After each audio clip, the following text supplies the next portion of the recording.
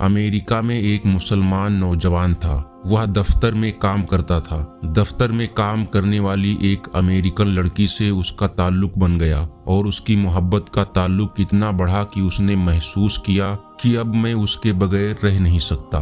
लिहाजा उसने उसके माँ बाप को पैगाम भेजा कि मैं उससे शादी करना चाहता हूँ। उसके माँ बाप ने कहा, हमारी यह शर्त है कि हम ईसाई हैं, आपको अपना दीन छोड़कर ईसाई बनना पड़ेगा, माँ बाप से ताल्लुक खत्म करना पड़ेगा, आप अपने मुल्क वापस नहीं जाया करेंगे, जिस समाज में आप रहते हैं उससे आप बिल्कुल मिला ही नहीं करेंगे। अगर आप ये सब शर्तें पूरी कर देंगे तो हम अपनी बेटी की शादी आपसे कर देंगे। यह अपने जज्बात में इतना दबा हुआ था कि इस अल्लाह के बंदे ने सारी शर्तें कबूल कर ली। माँ बाप से रिश्ता खत्म कर लिया, अजीज व करीब लोगों से रिश्ता खत्म कर लिया, मुल्क से रिश्ता खत्म और जिस समाज में रहता था उनसे भी रिश्ता खत्म कर लिया। हत्ता कि यह ईसाई बनकर ईसाइयों के माहौल में जिंदगी गुजारने लगा। उसने अपनी शादी कर ली। मुसलमान बड़े परेशान, कभी कभी वह उसको तलाश करने की कोशिश करते, मगर यह उनसे मिलने से भी घबराया करता था। कभी कहीं से किसी को देख लेता तो दूर से कतरा जाता था।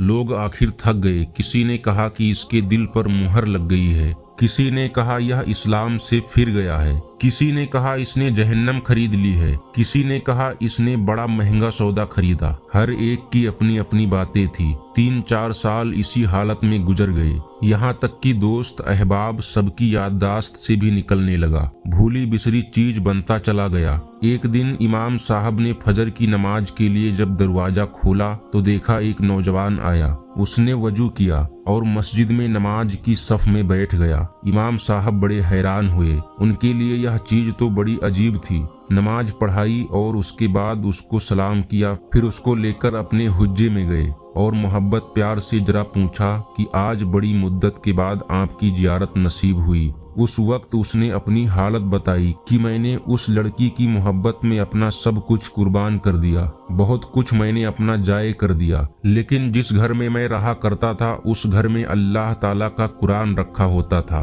मैं जब भी कभी आता जाता और उस पर मेरी नजर पड़ती तो मैं अपने दिल में सोचता कि यह मेरे मौला का कलाम है, यह मेरे अल्लाह का कुरान है और मेरे घर में मौजूद है। मैं अपने नफ्स को मलामत करता। आमाल तो मेरे बुरे थे, लेकिन दिल मुझे कहा करता था कि नहीं, जिसका मैंने कलिमा पढ़ा मैं उससे मोहब्बत करता जरूर हूँ, उसकी निशानी मैंने अपने घर में रखी जरूर है। एक दिन मैं आया और आदत के मुआफिक मैंने गुजरते हुए उस जगह पर नजर डाली। मुझे कुरान नजर न आया। मैंने बीवी से पूछा कि यहाँ एक किताब हुआ करती थी, वह कहाँ है? उसने कहा मैंने घर की सफाई की थी, उसमें गैर जरूरी चीजों को मैंने फेंक दिया। उसने कहा उस किताब को भी? उसने कहा हाँ। मैं वहां से वापस गया और कूड़ा फेंकने की जगह से उस किताब को उठाकर ले आया। जब लड़की ने देखा कि यह बहुत ज्यादा इस किताब का एहसास कर रहा है तो वह भी एहसास करने लगी कि आखिर वजह क्या है। उसने कहा बस मैं इस किताब को रखना चाहता हूँ। उस लड़की ने जब देखा कि यह तो अरबी में है, उसने कहा हाँ कोई न कोई ताल्लुक इसका इस्लाम से है। तो उसने कहा देखो, इस घर में या तो यह किताब रहेगी या फिर मैं रहूंगी,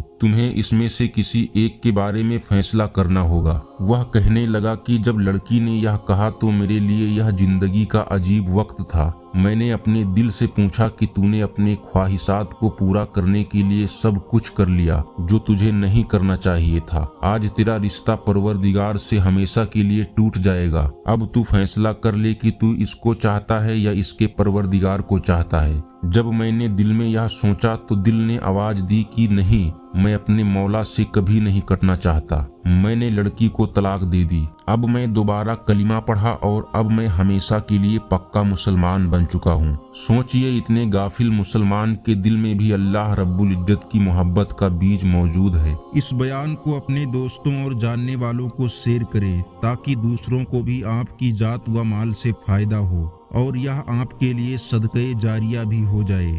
और क्या पता अल्लाह ताला को हमारी ये अदा पसंद आ जाए और जन्नत में जाने वालों में शुमार कर दे। अल्लाह ताला हमें इल्म सीखने और उसे दूसरों तक पहुँचाने की तौफीक अता फरमाए। आमीन। खुदा हाफिज।